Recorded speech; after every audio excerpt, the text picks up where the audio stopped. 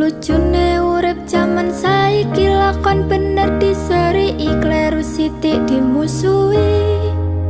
Ana meneh cerita wong ra kenal dicurhati kanca dolan isa-isane melo urusan sing dhek ora paham. Iki uripku, iki lakuku, apa urusanmu